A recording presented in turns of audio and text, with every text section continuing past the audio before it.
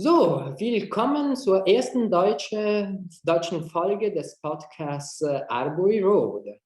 Wir wollen uns zunächst mal kurz vorstellen, als Team und als Projekt. Zunächst mal einen Spoiler. Heute sind es nur 3 männliche Stimmen, aber nur weil ein weibliches Teammitglied gerade nicht kann und unser Gast auch eine Frau ist, eine polnische Frau jetzt gleich. Aber zur Vorstellung des Teams und des Projektes. Das Projekt Arbory Road wurde von Cambridge-Doktoranden gegründet, die ein Ideal hatten, und zwar den eines Europa, wo die soziale Frage eine prominentere Rolle spielte.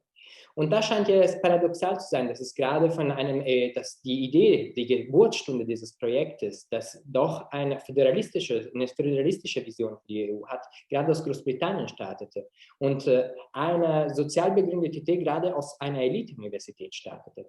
Na, das liegt daran, dass sich gerade in Cambridge die Konflikte unseres Kontinents damals polarisiert hatten. Ich war selber nicht da, ich gehöre ja nicht zu den Gründern, aber so habe ich es auch von den Berichten verstanden. Man konnte sehen, wie Gleichaltrige von Gleichaltrigen bedient wurden bei Festen bei Partys auf dem Campus zum Beispiel. Und man konnte sehen, dass Wissen nicht allen zugänglich gleichermaßen ist. Und das in einer Uni, die doch auch geprägt ist von sehr vielen Europäer und Europäerinnen, die dort studieren. Was ist die Idee von Arbory Road? Arbory Road schaut zum Beispiel in den USA, wo es verschiedene Zeitschriften gibt, Online-Zeitschriften, wie zum Beispiel The Jacobin, die meinungsstark sind und wirklich eine bundesweite, also im Sinne der gesamten USA, ein politisches Diskurs anfördern und betreiben.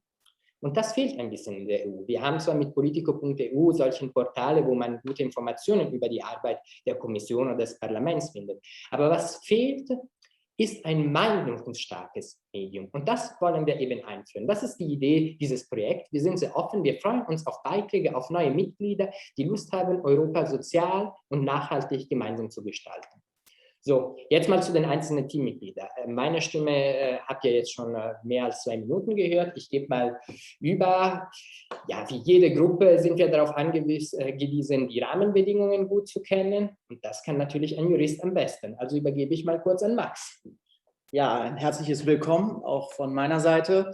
Maximilian Kwasniewski mein Name. Ich bin Rechtsreferendar zurzeit und in der Vorbereitung für das 2. Staatsexamen. Ich bin jetzt hier bei Arbory Road dabei, weil ich auch einerseits politisch aktiv bin und gesellschaftspolitisch und andererseits auch einen europäischen Background, ähnlich wie Arturo, mitbringe. Ich selbst bin halber Pole, meine Mutter ist halb Spanierin. Aufgewachsen bin ich in Berlin. Und ich denke, es gibt viele in unserer Generation, die ähnliche Hintergründe haben. Und daher ist es wichtig, auch unserer neuen europäischen Generation eine Stimme zu geben. Und Arbory Road könnte dafür auch eine Möglichkeit sein. Ja, dann kann ja direkt unser Umweltexperte einspringen. Ja, Umwelt und Klima, ob das Gleiche ist, ist auch eine andere Debatte, die wir mal führen können. Aber genau, ich bin Felix. Hallihallo an alle. Arthur und ich kennen uns auch schon relativ lang aus Italien tatsächlich, wo wir zusammen in der Schule waren. Und daher spricht mich das europäische Projekt auch an, aber vor allem auch, was nicht nur europäisch ist, sondern eben auch ein bestimmter Gedanke dahinter steht, dass man ein progressives oder man könnte auch linkes Projekt sagen, startet, das eben auch Aspekte auf soziale Gerechtigkeit hat in Europa, nicht nur in den einzelnen Nationalstaaten und auf Nachhaltigkeit. Mein Hintergrund ist die Klimawissenschaft. Momentan studiere ich in Hamburg Klimawissenschaft und bin aber ganz allgemein politisch interessiert. Und ich finde das Projekt interessant, weil es, wenn ihr mal auf dem YouTube-Kanal schaut oder auch Podcast-Playern, im Prinzip gibt es auf verschiedenen Sprachen auch Angebote. Und das ist, glaube ich, genau das Spannende an dem Projekt, dass man in verschiedenen Sprachen, aber unter einem gemeinsamen Schirm eben Content hat und auch Engagement und verschiedene Projekte. Wir machen jetzt hier einen Aufschlag für ein deutschsprachiges Projekt. Erstmal ein Podcast, vielleicht auch mal Text, vielleicht nicht. Und ja, ich freue mich einfach mal, was zu produzieren und ja, mal sehen, wohin das dann führt. Genau, so gesehen passt es ja auch zum Motto der EU, Vielfalt geeint. Diese Vielfalt schätzen wir, diese Vielfalt wollen wir darstellen und Vielfalt muss geschützt sein. und dafür deswegen auch das sozial Gerechte oder Schutz der Umwelt, das sind für uns zentrale Elemente. Vielleicht noch 2 Worte zu mir. Ich bin jetzt nicht komplett parteipolitisch unbefangen. Ich bin SPD-aktives Mitglied, aber jetzt nicht in dieser Rolle. Bei diesem Podcast hier geht es mir nicht um Parteipolitik. Hier sehe ich die Chance, inhaltlich in die Tiefe uns mit Themen aus den verschiedenen europäischen Perspektiven zu beschäftigen. Und insofern, in diesem Sinne, lass uns jetzt einfach anfangen. Ich sage auch nichts weiteres über mich. Ich glaube, die Vorstellung des Projekts hat schon genügend Informationen über meine Person freigegeben. Insofern hoffe ich, dass ihr das heutige Thema spannend finden werdet. Wir unterhalten uns mit eben einer polnischen Expertin über. Max, magst du einleiten? Ja, also wir haben uns eben für unseren ersten Gast aus Polen entschieden, weil wir ja ein europäischer Think Tank sind und unser nächstes Nachbarland hier aus Berliner Sicht ist zumindest Polen und das passt für die erste Veranstaltung. Und wir werden heute mit Małgorzata Kopka-Piontek sprechen. Sie arbeitet bei einem Think Tank in Warschau, nämlich dem Instytut Spraw Publicznych, das übersetzt das Institut für öffentliche Angelegenheiten heißen würde. Und es ist eben ein unabhängiger Think Tank in Polen, der sich mit Gesellschaftsfragen beschäftigt und auch Empfehlungen an die Politik abgibt. Frau Kopka-Piontek war vorher 15 Jahre lang bei der Heinrich-Böll-Stiftung in Warschau tätig und dort eben auch für europäische Angelegenheiten und internationale Politik zuständig. Und jetzt ist sie auch für europäische Fragen beim IPS zuständig. Sie ist nämlich Direktorin des europäischen Programms dort. Und über die Situation in Polen und auch über die Wahrnehmung der EU werden wir uns gleich mit Małgorzata näher unterhalten. Perfekt, letzter Spoiler. Max ist schon vollständig geimpft und ich einmal geimpft. Deswegen alles Corona-konform, falls sich jemand wundern sollte. Dann steigen wir jetzt im Interview ein. Ja, hallo Frau Kopka, schön, dass Sie da sind. Hallo aus Warschau. Hallo aus Berlin. Ich hatte Sie anfangs schon vorgestellt. Vielleicht nennen Sie noch mal vorher ein paar Worte zu sich selbst, bevor wir dann ins Gespräch kommen und stellen sich ganz kurz noch mal vor. Gerne. Małgorzata Kopka-Piontek heiße ich mit vollen Vor- und Nachnamen. Ich komme ursprünglich aus Wrocław, aus Breslau, wohne seit mehreren Jahren in Warschau, wo ich zurzeit beim Institut für öffentliche Angelegenheiten arbeite. Ist mir das Deutsch-Polnische sehr am Herzen, seitdem ich Germanistik studiert habe in Wrocław, eben an der Uni und natürlich alles, was Deutschland und Polen zusammen für Europa und in Europa machen kann, ist mir auch sehr, sehr nah und sehr wichtig. Und ich hoffe, dass ich auch sowohl im beruflichen als auch im privaten auch was dazu beitrage. Frau Kopka, dann kann ich mir eine Zwischenbemerkung, bevor Max mit dem tatsächlichen Themen startet, nicht verkneifen. Und zwar, meine Oma ist in Breslau geboren worden. Ach. Sagt ja letztlich, wenn wir in Europa sind, was für eine gemeinsame Geschichte wir teilen. Genau. Ja, also wir hatten ja vorhin schon erwähnt, wir sind beide bereits geimpft in Deutschland. Kommt die Impfkampagne in Polen auch voran? Ich habe gehört, da wird gelockert. Bei uns überlegt man jetzt auch über Lockerungen. Wie ist die aktuelle Situation bei Ihnen? Die Impfkampagne läuft. Ich bin auch schon nach der ersten Dosis und warte auf die zweite morgen. Deswegen ist es ein sehr aktuelles Thema in allen möglichen privaten Gesprächen, aber auch politisch ist es natürlich eine wichtige Sache, wo auch Europa natürlich auch eine wichtige Rolle spielt, je nachdem, wie man es sehen will, als große Unterstützer der ganzen Bekämpfung der Pandemie oder eben als Troublemaker und die Ursache für alle Probleme. Ja? Sie können sich auch gleich das auch denken, welche politische Seite welche Argumente benutzt. Ja, also heutzutage, also gerade heute Abend ist sozusagen die große Anspannung, weil die Lockerungen kommen und ab heute, ab Mitternacht, dürfen die Kneipen draußen die Gäste empfangen. Und viele haben schon angesagt, dass sie ab Mitternacht das tatsächlich machen wollen. Und im Fernsehen habe ich auch schon Berichterstattung gesehen, ja, wie sich alle darauf vorbereiten und alle hoffen, dass das Wetter mitspielt und dass wir wirklich auch uns ja, versammeln können und natürlich im Freien mit Distanz und so weiter, aber schon ja, mit Freunden dann zusammen und nicht über diese elektronischen Mittel, die wir letztens alle gelernt haben, lernen mussten eigentlich. Ja. Ja, bei uns überlegt man ja jetzt auch langsam, die Öffnungsschritte langsam einzuführen. Also vielleicht sind wir bald auch soweit. Ja, ein Themenkomplex, der uns sehr interessiert, ist das polnische Parteienspektrum. Noch im letzten Jahr vernahmen beispielsweise in der deutschen Presse im Zuge der Präsidentschaftswahl vor allem nur die Plattform Obywatelska, also die polnische Bürgerplattform, als große Oppositionspartei, als damals eben Rafał Trzaskowski als Präsidentschaftskandidat nur knapp Andrzej Duda unterlag.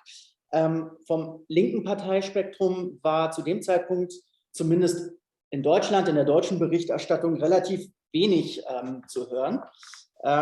Wobei jetzt im letzten Monat beispielsweise in Polen gab es ja da die Debatte um den EU-Haushalt, unter anderem eben auch für den Recovery Fund. Und dieser EU-Haushalt wurde ja mit Stimmen der PiS und der linken Lewica verabschiedet, soweit man das hier mitbekommen hat. Und der Empörung der PO. Hat dieses Handeln der Lewica geschadet oder eher genützt, weil schließlich ist in Polen ja eine relativ große Zustimmung zur EU vorhanden? Ja, ich habe die Frage befürchtet. Sie ist eine berechtigte Frage. Sie ist eine aktuelle, relevante auch für die politische Landschaft hier, aber auch eine sehr komplizierte. Und weil man dann einerseits sehr, sehr weit in die Vergangenheit zurückgreifen muss, was die Geschichte von polnischen linken Parteien anbelangt. Andererseits ist die Zukunft sehr unsicher.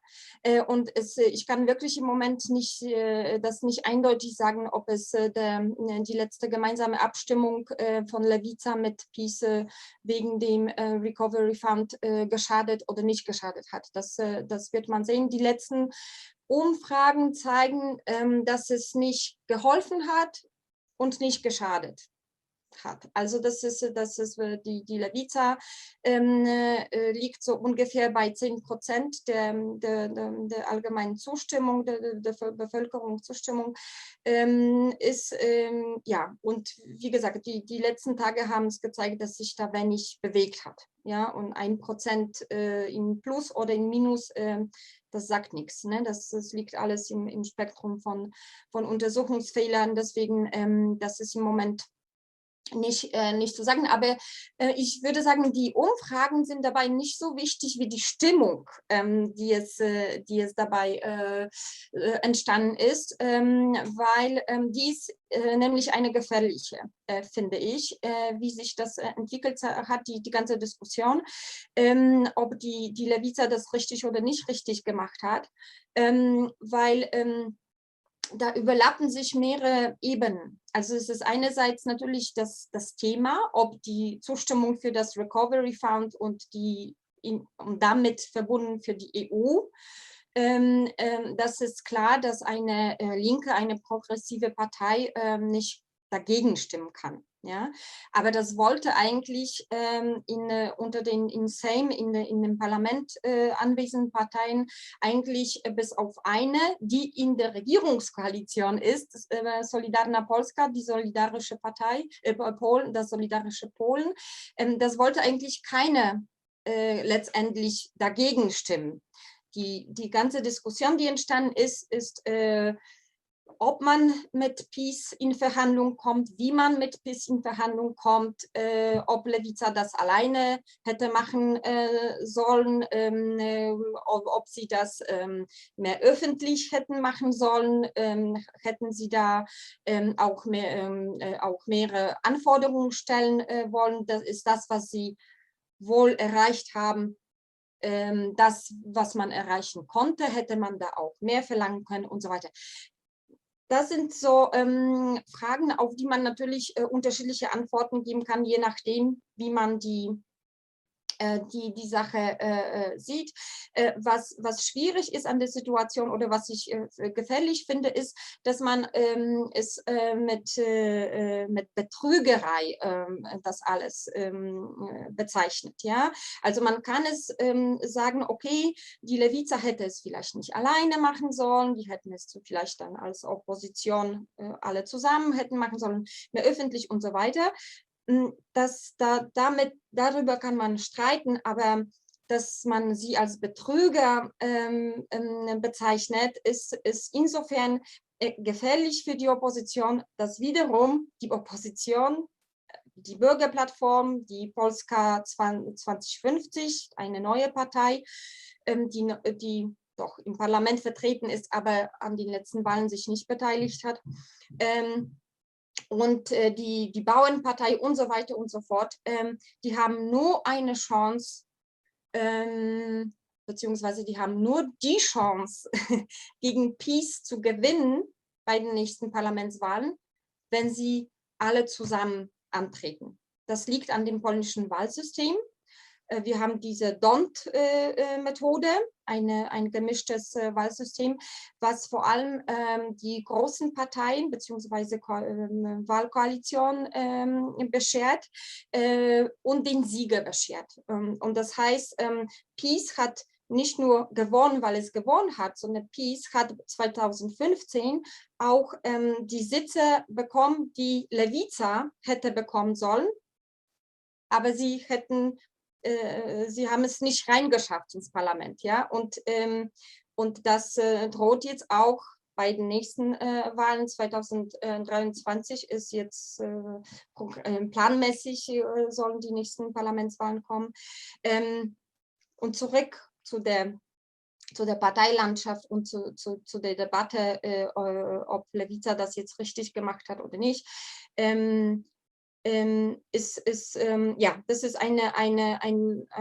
finde ich, ein wichtiger Zeitmoment, wo sich das entscheidet wird, ob sie dann imstande sind, wirklich alle zusammen nochmal als Opposition im Block gegen PiS anzutreten oder nicht. Mit der polnischen Linken, mit der Lewica, was ich auf Polnisch das Wort benutze, ist insofern, also ich kann es nachvollziehen, warum sie das gemacht haben, warum sie dann angetreten sind in die Verhandlungen mit PiS um Recovery Fund, weil die neue Linke, wie sie jetzt heißen, das sind die Postkommunisten und die neue sozialdemokratische Partei von Robert Biedroń, die Wiosna, die sich dann zusammengetan haben, und dazu kommt noch die Partei Razem, die im Parlament zusammen eine Fraktion bilden. Also dessen Position in der polnischen Parteilandschaft ist insofern kompliziert, dass sie für mich, also nach meiner Einschätzung, eingeklemmt sind zwischen der Vergangenheit und der Gegenwart oder auch sogar der Zukunft. Ja? Vergangenheit im Sinne, ein Teil der Partei oder der Koalition von den linken Parteien ist eben die alte Linke, also die postkommunistische Linke, mit all den sozusagen Vor- und Nachteilen, mit all den Verdiensten für Polen, wie jetzt EU-Beitritt. Ja, das hat die SLD gemacht, Premierminister Miller und Außenminister Cimoszewicz. Das waren SLD-Politiker, die Polen in die EU sozusagen die den Beitritt ermöglicht haben. Aber es gibt sozusagen noch Ressentiments, sage ich mal, zu den sehr alten Zeiten, ja, die wir eigentlich fast alle glücklich sind, dass sie vorbei sind. Und die spielen immer noch eine Rolle, ja. Und auf der anderen Seite bildet die Koalition auch sozusagen die neue Linke, ja, also nicht nur generationsmäßig auch, ja, sind vor allem auch jüngere Leute, aber auch so von der Denkweise, von der Weltanschauung, von der Vorstellung, wie Polen dann als Land, als Staat organisiert werden soll, sind das Leute, die sich auf Bernie Sanders dann berufen, ja. Und die unter ein Dach zu kriegen, ist nicht einfach, glaube ich, auch im Alltag und auch politisch. Und das ist auch jetzt auch ein Moment, wo sich das für diese Koalition auch, linke Koalition auch entscheidet, ja, welche der Gruppierungen auch gewinnt. Das ist auch eine Einklemmung zwischen der Bürgerplattform, ja, der Platforma Obywatelska, die eher Zentrum Richtung konservativ und rechte Seite ist, und dann Polska 2050, die auch eher ja, schon konservativ ist, mit progressiven Hauch, aber eher auch eher konservativ. Eine mal einfachere Frage dazwischen. Vielleicht können Sie noch mal kurz erläutern, wie es zahlenmäßig aussieht. Wie sind denn die Kraftverhältnisse im jetzigen Parlament? Denn das ist mir als Polenlaie nicht so ganz bewusst. Natürlich weiß ich, wo die Mehrheit tickt, aber zum Beispiel den Bündnis, den Sie ja angedeutet haben, mit SLD, Wiosna und die dritte Partei. Genau. Auf wie viele Prozent kommen Sie eigentlich und wie viel dann tatsächlich die Bürgerplattform, also die liberal-konservative Partei? Das würde mich auch noch interessieren zum Überblick. Natürlich, gerne. Also die Linke, das ist die Koalition von SLD, Lewica und Wiosna und Razem, die haben jetzt 47 Abgeordnete seit 2019. Ja? Die Bürgerplattform zusammen mit Nowoczesna, also Moderne, und den Grünen, die haben 130 Sitze.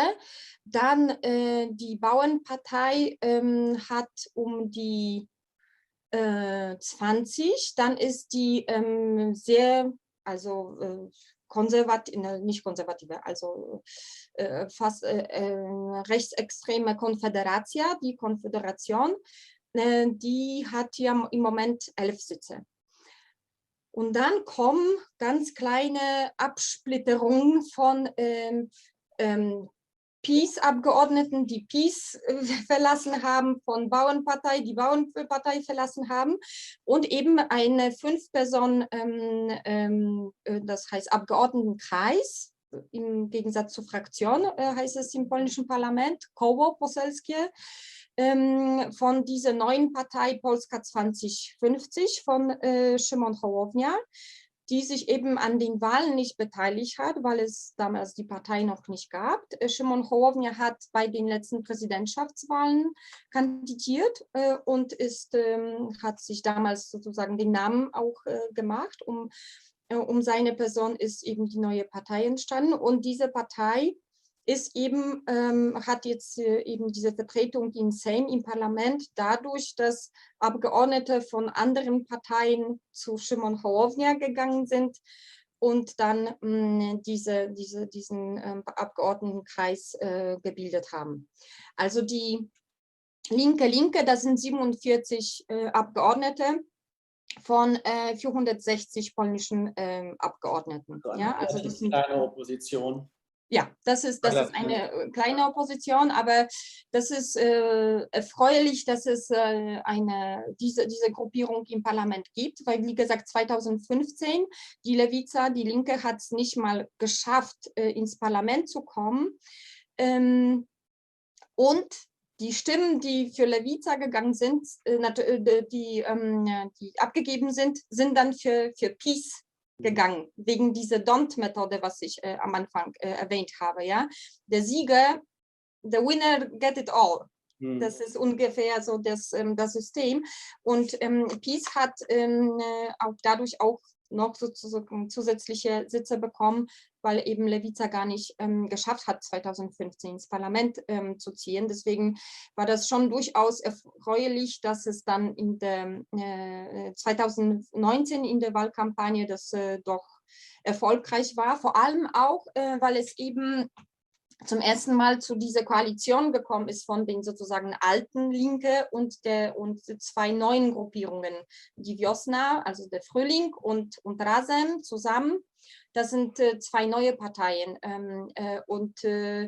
die sind ein bisschen entstanden als sozusagen vielleicht nicht Gegner, aber in Opposition zu der alten Linken und haben es eben eher aus rationellen Gründen sich doch vereinigen müssen, um eben dann mehr Chancen zu haben, ins Parlament reinzukommen. Und das hatte dann geklappt. Und das waren jetzt ganz viele neue Gesichter, die wir im Parlament bekommen haben. Also schon eine Erneuerung auch der politischen Landschaft. Ganz viele Frauen, also auch Frauen, die eben als Frauenaktivisten für Frauenrechte sich früher engagiert haben. Und als es dann die Frauenproteste ausgebrochen sind auf den polnischen Straßen, dann fanden die Frauen auf den Straßen oder deren direkte Vertretung im Parlament, ja, weil das sind auch dieselben quasi Personen.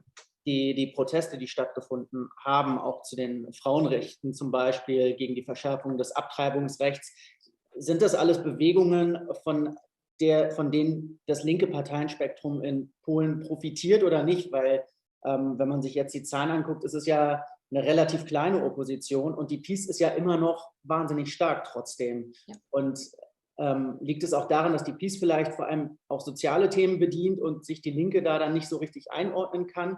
Oder warum profitieren sie auch nicht von dem ganzen Gegenprotest gegen die PiS, den es auch gibt? In der Tat ist es eine Frage, die ich mir auch stellte. Ich wollte nur noch als Ingenieur nochmal parametrisieren, was Sie gesagt haben. Und zwar, wir haben eine linke Koalition, die zwischen 10 und 15% schwankt.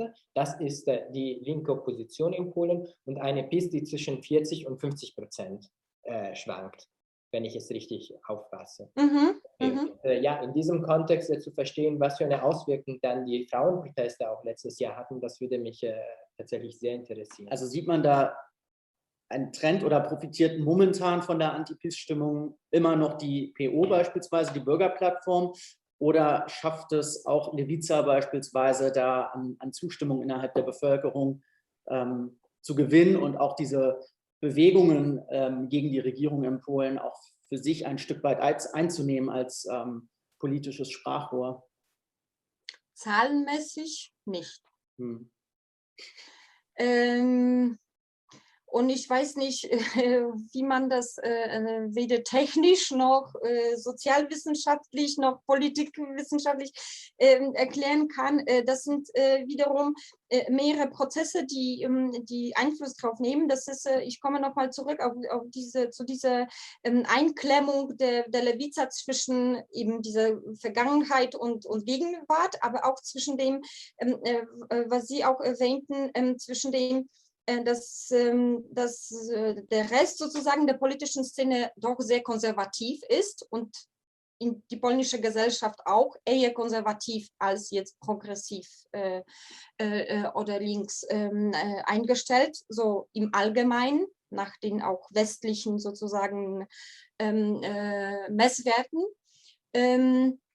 Und Lewica hat eben auch das Problem zwischen diesen einerseits konservativ und andererseits konservativ, aber die einen sind wie PiS auch mit den sozialen Themen unterwegs und die anderen sind eher mit liberalen Themen unterwegs.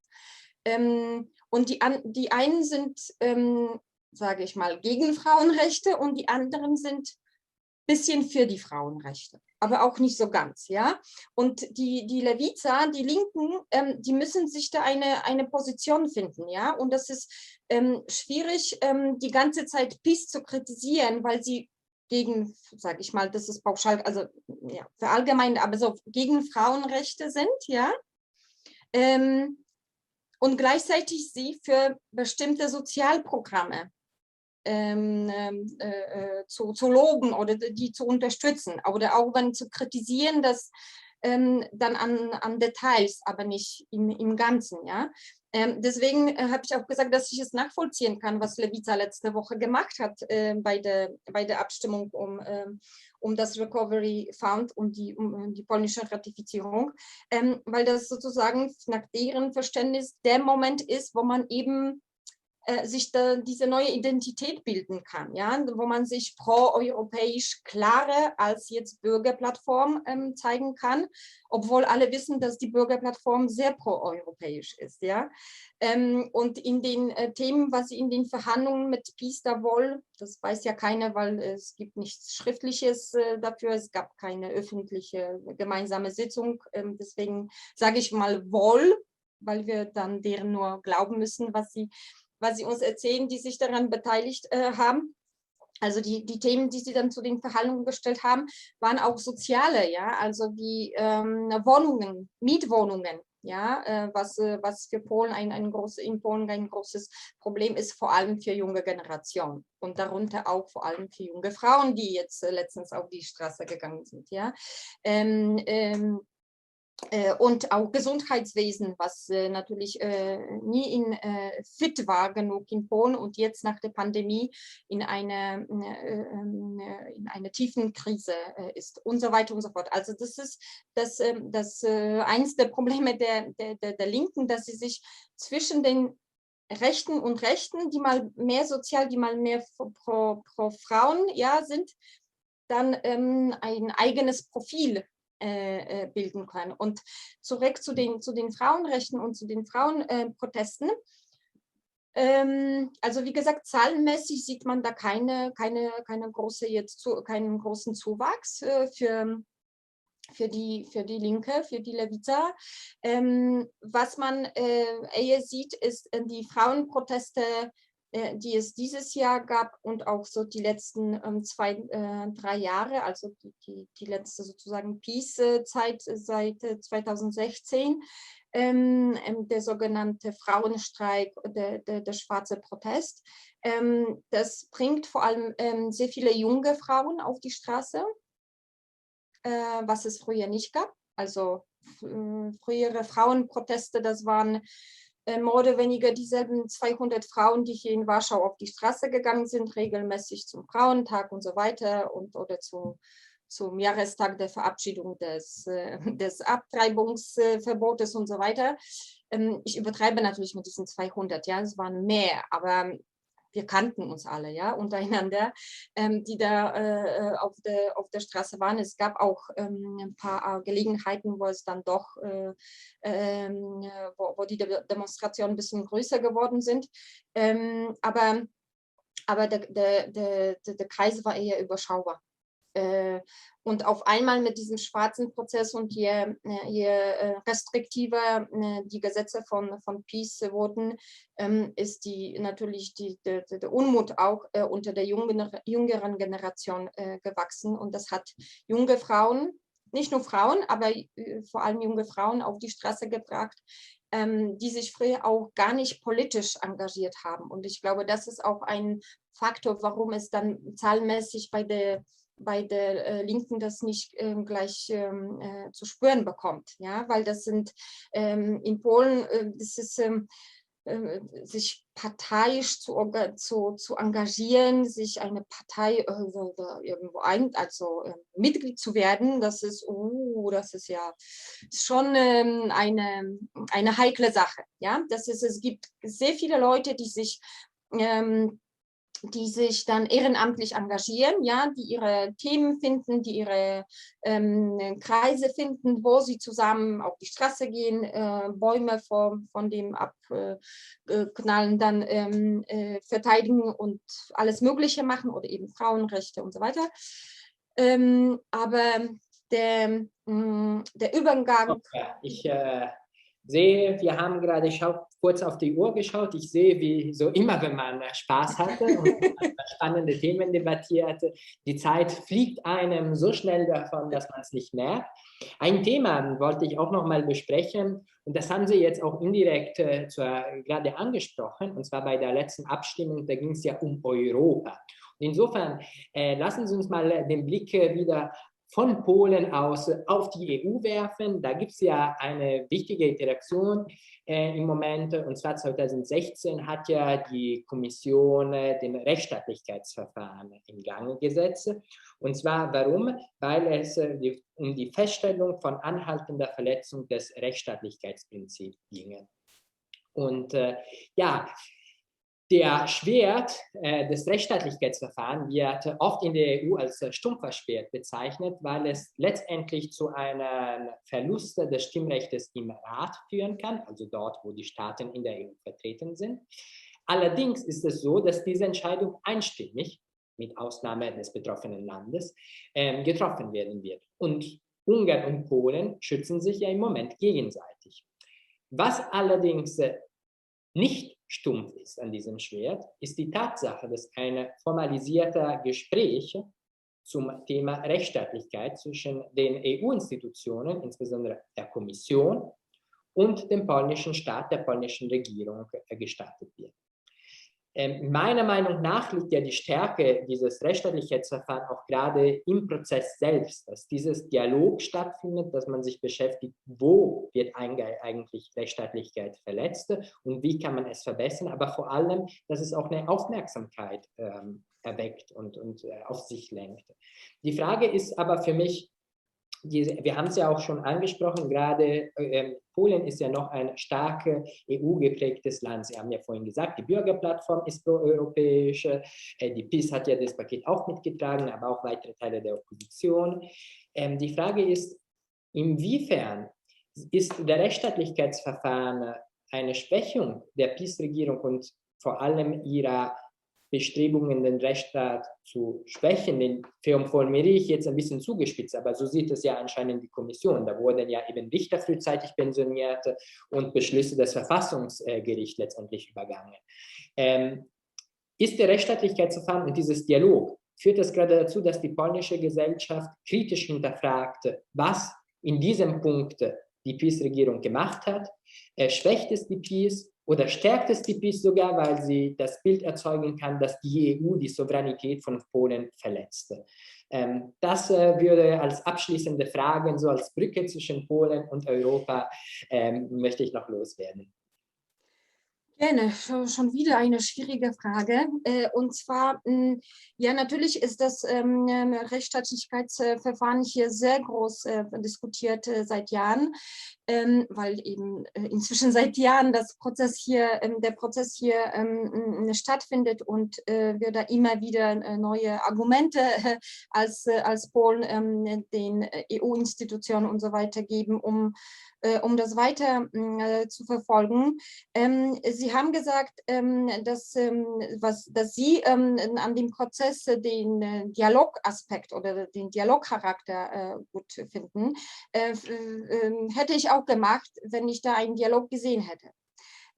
Ich finde, es ist schwierig, dann einen Dialog auf der Seite der polnischen Regierung zu sehen. Ja? Also, weil das ist ein Dialog unter bestimmten Bedingungen. Also man hört nur zu den Teilen der Sätze und nicht zu den kompletten Sätzen, ja, zu den Ausschnitten, die einen dann in die eigene Argumentation passen. Ja, das ist kein richtiger Dialog. Wir haben hier ganz viele Beispiele davon, dass PiS sozusagen und die gesamte Regierungskoalition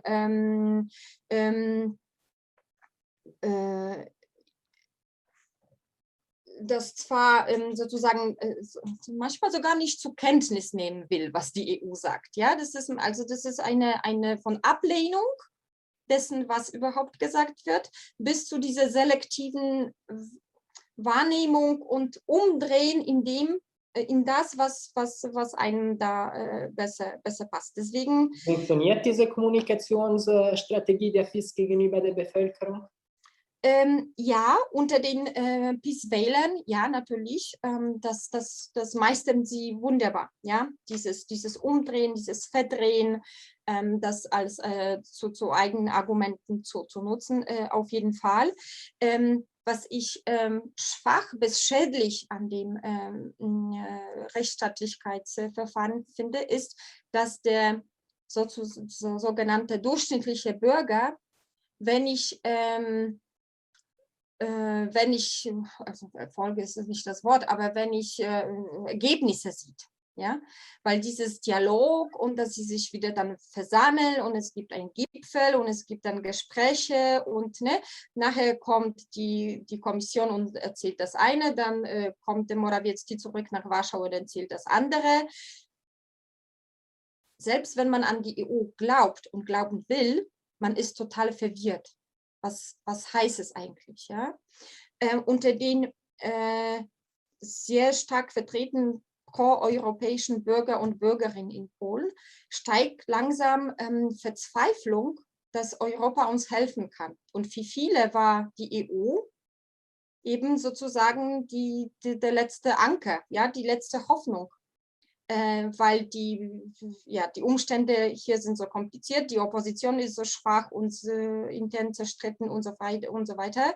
Die PiS hat die Mehrheit im Parlament, hat jetzt das Verfassungsgericht, hat jetzt den obersten Gerichtshof, wird langsam auch das Amt des Ombudsmann für Bürgerrechte übernehmen und so weiter und so fort. Und natürlich freie Medien sind auch langsam nicht mehr frei und so weiter und so fort. Ja, also PiS hat so vieles quasi von dem Rechtsstaat jetzt übernommen, dass für viele eben die EU als letzte Chance gesehen werden und die EU-Institutionen und das Verfahren. Und wenn man es eben diese Erfolge oder diese Ergebnisse nicht versteht, nicht sieht, aber man sieht, dass die PiS immer noch tut, was es will, ja, oder das nächste Urteil des EuGH nicht mal zur Kenntnis nehmen will, ja, dann ist man total verwirrt, ja, dann ist man als Bürger irgendwie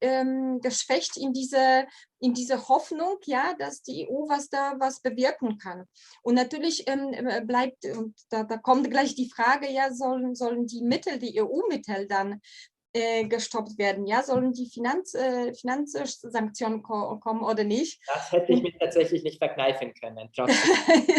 Ja, aber ich meine, weil das führt diese Verzweiflung in diese Wirksamkeit des Rechtsstaatlichkeitsverfahrens bis dahin, führt natürlich zu dieser Diskussion, zu der Frage, ja, vielleicht würde es was helfen, wenn PiS die EU-Gelder dann entnommen werden, ja. Und hier kommt natürlich die Frage, dass es nicht dem PiS entnommen wird, sondern dass es dem Land und damit auch den Leuten hier die Finanzen da entnommen. Da könnte wahrscheinlich wieder seitens der PiS auch ein bisschen eine EU-skeptische Stimmung verbreitet werden, wenn es zu solchen Folgen käme. Also ganz genau. Und dieser EU-Enthusiasmus, was für Polen so charakteristisch ist und was wir immer wieder wiederholen, dass wir dann bei 80% die EU-Zustimmung hier seit Jahren haben und eigentlich in den letzten Jahren der PiS-Regierung dann wiederum um 2% gestiegen ist, ja. Aber das ist die Frage, ob wir jetzt nicht an die Grenze kommen, wo es dann umkippen kann. Ja, selbst unter den EU-Begeisterten, ja, weil sie dann einfach hier intern keine Chance sehen, dass sich was bewirkt und auch von außen, auch wenn ich jetzt Einfluss sehen und naja, dann, wenn uns die EU da bei solchen Sachen nicht helfen kann, dann eigentlich, wieso sollen wir die Mitgliedschaft immer noch so unterstützen? Das sind natürlich alles große Fragezeichen und ich hoffe, dass es wird nicht dazu kommen. Aber es ist nicht ausgeschlossen, dass wir gerade dann schon an der Kippe langsam ankommen. Das ja bisher noch für Polen bezeichnend ist, dass wirklich eine extrem große Zustimmung bezüglich der Europäischen Union vorherrscht. Lieber Max, nach wie vor. liebe Frau Kopka, ich muss nun tatsächlich anders als die EU immer in Sachen Rechtsstaatlichkeit meine Zähne zeigen und wirken lassen. Und zwar unsere halbe Stunde Gespräch ist durchaus schon gelaufen. Wir haben ja auch sehr viele interessante Themen beleuchtet und das soll ja auch nicht das einzige Treffen sein. Ich glaube, wir haben im Gegensatz dazu gesehen, was für viele offene Punkte und eigentlich auch wirklich europäische bewegende Themen aus Polen hervorgehen. Wie eben auch die Frage, inwiefern kann die EU wirklich ein Anker sein, Sie haben ja selber dieses Wort benutzt, für Rechtsstaatlichkeit, für eine Wertegemeinschaft, wo sich Minderheiten darauf verlassen können, dass ihre Rechte gewahrt werden und dass das Geld auch nicht zum Aufbau oder zum Abbau des Rechtsstaates eingesetzt wird. Das ist natürlich ein sehr wichtiges Thema und insofern freuen wir uns auch auf eine baldige Wiederbegegnung. Wer weiß, vielleicht in Warschau in Person, man weiß ja nie, was alles im Leben passieren kann. Ich war selber noch nie in Warschau. Ja, Max, ich kann es nur empfehlen. Ja, genau, ich auch. Ich bin immer wieder gerne da. Herzlich eingeladen. Insofern, Sie sind auch dann herzlich eingeladen, uns in Berlin zu besuchen. Genau. Und das wäre ja dann auch eine super Entschuldigung, um mal eben wieder mal zu reisen und etwas Neues in Europa zu entdecken. Sehr gerne. Mhm. Mit Max werde ich auch noch mal ein paar Minuten über die vielen Infos, die wir von Ihnen erhalten haben, jetzt mal reflektieren. Ich würde mich aber an dieser Stelle schon mal verabschieden und mich nochmal herzlich bedanken für Ihre Zeit und auch für den vielen Inhalt und die vielen Gedanken, die wir die nächsten Wochen oder die nächsten Jahren ja mit uns tragen werden. Aber ich hoffe ja auf einen baldigen Wiedersehen. Nochmals vielen Dank für die Einladung, für Ihr Interesse an Polen und auch an die progressive linke Seite hier, die nicht immer einfach hat, aber die stark kämpft, damit es Polen noch nicht verloren, wie wir das in der Nationalhymne haben. Und ja, gerne in Berlin, gerne in Warschau oder je nachdem, wie sich das ergibt, würde ich dann mit Ihnen in Kontakt bleiben und auch noch weiter was zu Polen erzählen, hoffentlich auch mehr Positives. Ja, das wollen wir hoffen, dass Polen nicht verloren ist, aber, aber die Gesellschaft ist stark und ja. wir blicken auf eine positive Zukunft für Europa und auch für Polen, für deutsch-polnische Zusammenarbeit. In diesem Sinne, dann freudige Wochen und der Kampf geht weiter. Vielen Dank für das Gespräch. Genau. Vielen Dank, dziękuję bardzo. Tschüss. Tja, das war ein spannendes Gespräch, Max. Natürlich hat es mir leid getan, es mit so einem nüchternen Ende beenden zu müssen. Ich finde das tatsächlich schon ein Problem, dass sich die EU oder dass eben Minderheiten in Polen gerade befürchten müssen, die EU nicht als Anker wahrzunehmen zu können, für was Werte angeht, wie Rechtsstaatlichkeit. Dass das so ein drohender Vertrauensverlust auch ist in der Bevölkerung. Ja. Also ich meine, für mich ist es ja schon so, ich weiß ja noch, du weißt ja, ich bin ja auch zum großen Teil durch Italien geprägt.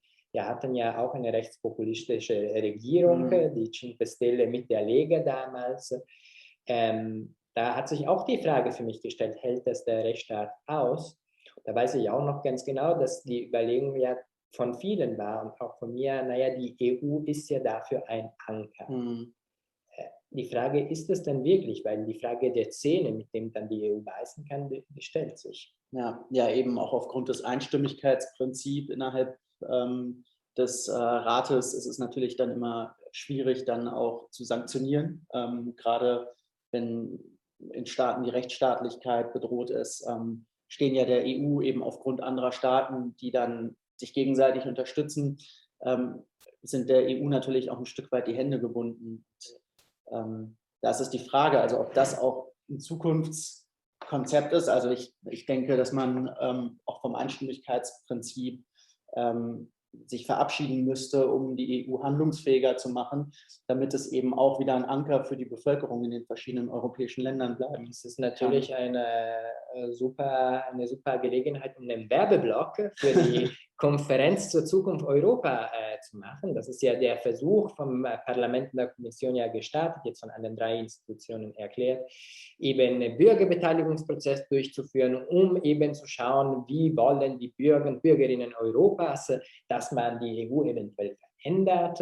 Ein Konvent soll es nicht sein, dagegen streben sich die Nationalstaaten, aber ich glaube, wir brauchen ein solches Konvent. Insofern, bitte beteiligt euch an dieser Konferenz. Wir sollen zeigen, dass bei den Bürgerinnen und Bürgern der Bedarf für eine Vertragsänderung da ist. Problem ist, Vertragsänderungen obliegen ja auch dem Einstimmigkeitsprinzip. Aber irgendwann, also ich meine, die Verträge sind ja jetzt auch eine Weile alt und mussten Krisen überstehen, die sie schon übergehört haben in dem Moment, wo sie unterzeichnet worden sind. Ja, 2009 Lissabon mit der Finanzkrise, da hat man ja gesehen, dass die Struktur voll unvollständig war, um eine solche Krise zu gerieren. Jetzt ist es wirklich Zeit, mal einen neuen Konvent einzuberufen. Definitiv, ja. Ja, sonst eine andere Frage, die noch offen ist, was ich gemerkt habe, die ich Linke bei 10-15% ist natürlich enttäuschend. Hast du etwas von den Grünen bekommen, was ich ja vielleicht verpasst habe jetzt im Dialog? Also in unserem Gespräch haben die, glaube ich, jetzt gesellschaftlich nicht so eine große Rolle gespielt wie hier in Deutschland. Also das wäre vielleicht auch für einen weiteren Podcast eine Idee, auch darüber mal zu sprechen, wie stark beispielsweise Umweltthemen in der polnischen Gesellschaft wahrgenommen werden. Das kam jetzt leider in dem Gespräch etwas zu kurz. Aber ich meine, dass es dort auch in Polen nicht so eine große grüne Bewegung gibt, wie jetzt beispielsweise in Deutschland. Also die Umfragewerte der Grünen hier, die sind, glaube ich, nicht vergleichbar mit anderen europäischen Ländern. Das ist, ich glaube, man könnte schon den Vergleich vielleicht irgendwo finden, aber sicher jetzt nicht in Polen. Also das war ja vom Dialog gerade natürlich eindeutig, auch weil man jetzt die PiS rausnimmt, da wenig Spielplatz bleibt, hier so viele... und Polen setzt ja auch sehr stark beispielsweise auf den Kohlesektor und das hat ja Deutschland bislang auch gemacht. Und da ist es eben auch noch ein langwieriger Prozess, weil auch die Devise der Regierung ist dort, möglichst kostengünstig Energie der Bevölkerung anbieten zu können. Und ich denke, da wird gut langfristig wird Polen wahrscheinlich auch darauf hinauslaufen, die EU-Klimaziele zu erfüllen. Aber momentan ist auch die gesellschaftliche Debatte da auf einem anderen Stand, als es hier in Deutschland derzeit stattfindet.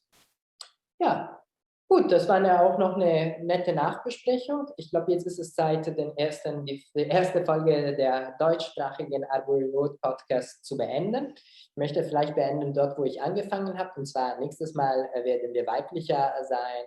Unsere weitere Unterstützerin im Team, Anna-Maria Klasner, wird ja auch dabei sein. Wir schauen dann mit welchem spannenden Thema. Euch noch einen schönen Monat.